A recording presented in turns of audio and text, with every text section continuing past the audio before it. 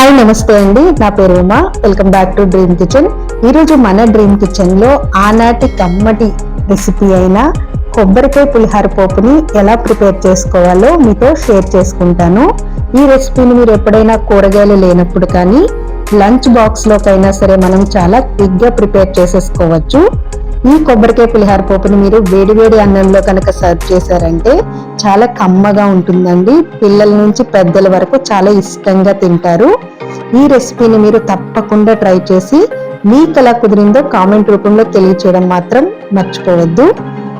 ఈ రెసిపీ మీకు పొడి పొడిలాడుతూ వస్తుంది కాబట్టి దీన్ని మీరు చారు, పప్పు చారు, సాంబార్లోకి సైడ్ డిష్ గా కూడా మీరు సర్వ్ చేసుకోవచ్చు. ఈ కొబ్బరికాయ పులిహార పప్పుకి కరెక్ట్ కాంబినేషన్ అంటే నిల్వ పచ్చళ్ళైన ఆవకాయ, మాగాయ అండి. ఒక్కసారి వాటి కాంబినేషన్ లో ట్రై చేయండి, అమృతం లాగా ఉంటుంది. ఇంకా లేట్ చేయకుండా ఈ రెసిపీని ఎలా ప్రిపేర్ చేసుకోవాలో ప్రాసెస్ లోకి వెళ్ళిపోదాం. ముందుగా కొబ్బరికాయని ఇలా ముక్కలుగా కట్ చేసుకుని పెట్టేసుకోవాలి. ఈ రెసిపీకి ముద్ర కొబ్బరికాయనే వాడుకోవాలండి, లేత కొబ్బరికాయ వాడకూడదు. ఇలా ముక్కల్ని మిక్సీ జార్ లో వేసుకుని ఇలా మనం గ్రైండ్ చేసుకోవాలి. చూసారు కదా, ఈ విధంగా గ్రైండ్ చేసేసుకుని వేరే బౌల్లోకి ట్రాన్స్ఫర్ చేసుకుని పక్కన పెట్టేసుకోవాలి. తర్వాత కొంచెం చింతపండు తీసుకుని వాటర్ వేసుకుని నానబెట్టుకోవాలి. మిక్సీ జార్ లోంచి కొబ్బరి కూరని తీసేసిన తర్వాత కొంచెం వాటర్ కూడా వేసుకుని ఈ వాటర్ ని పక్కన ఉంచుకోవాలి. మనం బౌల్లోకి ట్రాన్స్ఫర్ చేసుకున్న కొబ్బరి కూరలో 1 టేబుల్ స్పూన్ పసుపు యాడ్ చేసుకోవాలి. ఇలా యాడ్ చేసుకుని ఒకసారి బాగా మిక్స్ చేసుకున్న తర్వాత 1/2 టేబుల్ స్పూన్ వరకు సాల్ట్ యాడ్ చేసుకుని ఒకసారి మళ్ళీ మిక్స్ చేసేసుకుని మూత పెట్టేసుకుని పక్కన పెట్టుకుని పోపుకి ప్రిపేర్ చేసుకోవాలి.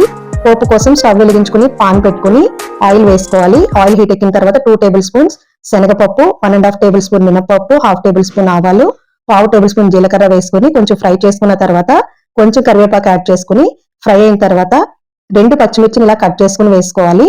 అవి కూడా కొంచెం ఫ్రై చేసుకున్న తర్వాత 4 నుంచి 5 ఎండుమిర్చిని యాడ్ చేసుకుని కొంచెం ఫ్రై చేసుకుని మొత్తం ఇలా ఫ్రై అయిన తర్వాత 1/2 టేబుల్ స్పూన్ పసుపు, 1/2 టేబుల్ స్పూన్ సాల్ట్ వేసుకుని ఒకసారి బాగా కలుపుకోవాలి. మనం ముందుగా నానబెట్టుకున్న చింతపండు గుజ్జును కూడా యాడ్ చేసేసుకోవాలి. ఎక్కువ గుజ్జు అవసరం లేదండి, ఒక 3 టేబుల్ స్పూన్స్ వరకు యాడ్ చేసుకుని ఇలా దగ్గరికి పడిన తర్వాత ముందుగా మనం ప్రిపేర్ చేసి పెట్టుకున్న కొబ్బరి కూరను కూడా వేసేసుకుని ఒకసారి బాగా మిక్స్ చేసుకోవాలి.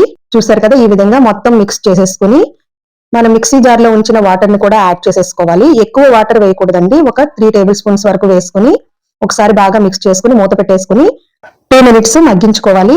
2 మినిట్స్ తర్వాత మూత తీసుకుని ఒకసారి మళ్ళీ మిక్స్ చేసేసుకుని టేస్ట్ చూసుకుని మీకు సాల్ట్ సరిపోకపోతే సాల్ట్ యాడ్ చేసుకోవచ్చు. అలాగే మీకు పులుపు సరిపోకపోతే కొంచెం నిమ్మరసం కూడా యాడ్ చేసుకుని ఒకసారి బాగా మిక్స్ చేసేసుకుని సర్వ్ చేసేసుకోవడమే.